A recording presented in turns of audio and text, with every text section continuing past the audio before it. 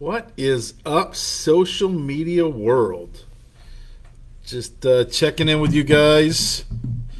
First day of the week this week. It's the end of the month, so we know what that's going like. Mortgage business, real estate business is still extremely busy, which is a good thing. A couple reasons why.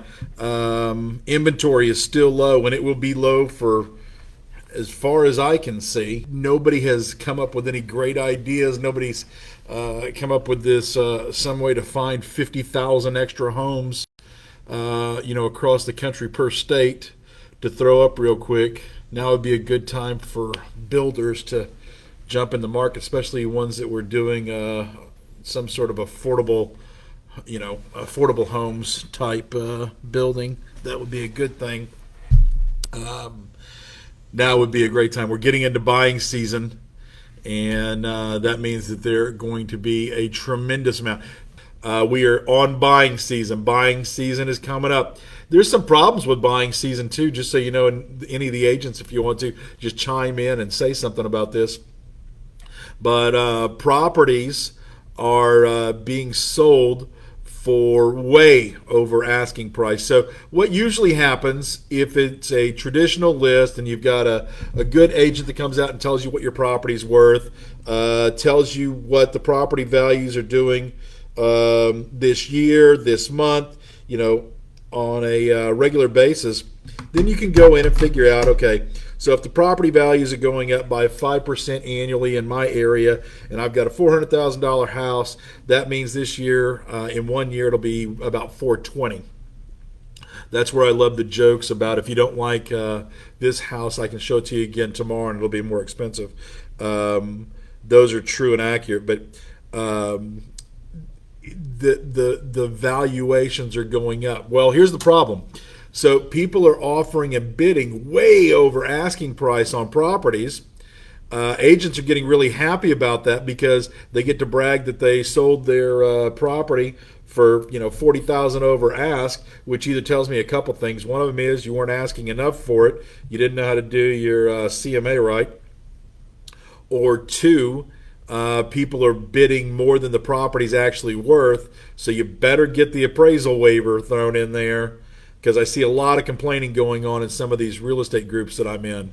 So make sure that you're doing that. But the one thing that you can do to ensure or make your customer feel better is look up and see what property valuations are doing in that area. If you don't know how, reach out. I'll help you. Anybody that's on MBS Highway, Barry Habib's program, there is a valuation tool inside of there that you can look it up directly by zip code and tell exactly how much property values are going up in a specific area.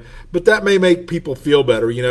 If they're buying a $400,000 property and they bid 410 on it or 420 on it, how long is it going to take till I recoup my money, or whatever that question may be?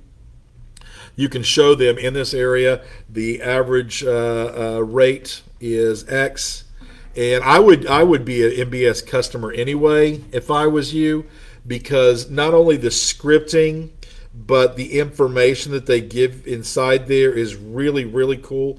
One of the things that I like that Barry does, that where he is an advisor. Barry is an advisor. He's not just a mortgage guy or anything like that. He's an advisor. One of the things he teaches people to do is to show your borrowers. So let's say they did buy a $400,000 house, and on that $400,000 house, they put down 10%. They put down $40,000.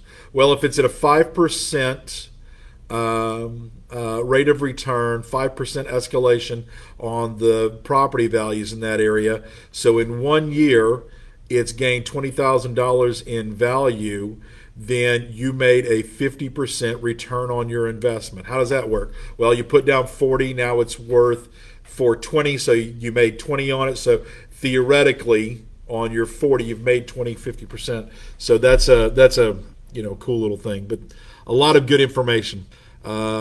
People are now, it's spring break is over. They're now planning. They're going to be out. They're looking for homes with offices. They're looking for homes with a little bit of space. They're looking for open concept but closed off rooms. They're looking for acreage. They're looking for this. It's a new or fairly new, past year or so, we've been throwing around this term, exurbs. What does that mean? So what that means for any of the realtors that are saying, I can't find any inventory, go outside. This is going to be tough. Go outside of your little sphere of influence. So if you're used to farming an area that's 5 miles or 2 miles or whatever radius from where your house is or where your office is or whatever, farm out a little bit. Go out into the country. Go out into right past the suburbs and the exurbs. That's what you should be paying attention to. Listening to what your customers are looking for. In Houston, we've got a lot of land. We've got a lot of building still going on. But it's still tough, man. There's tons and tons of offers getting put out there and going way over asking price. One of the things that you may want to do, I'm just throwing this out there, you may want to ask your customers if they mind, instead of spending $30,000 or $40,000 over what asking price is on a property, ask them if they'd rather drive an extra 15 minutes or an extra 30 minutes or whatever that is, depending, especially if they're working remotely and if their business is going remote. I think if you'll pay attention, like right here, where I live in Houston, I live on the northwest side of Houston. In 15 minutes, theoretically, I can be out in the country. In 20 minutes, I can be like deep in the country from where I'm at. And where I'm at in Cypress, Texas, I don't know what the population is in Cypress, but I think it's like the number 4 or 5 size by per capita school district in the country. So we are crowded in Cypress, but there is a tremendous amount of land and homes that are a little farther away. I would probably look at that. What's up, Jonathan? What's up, Billy? You mean they ain't making no more dirt? They ain't making no more dirt, but I tell you what, there's a whole lot of dirt that isn't filled up yet. I would be looking into that. Like I said, you go 15 minutes from my house in either direction. If you go northwest or you go north, you're in the country, and you can find some deals out there. I would be doing that. Second home. So something that's happened that I'm assuming by now everybody's heard about it. If you haven't, here's what's happened. The agencies, and when I say the agencies, mostly Freddie Fannie, have put some guideline restrictions on second homes and investment homes.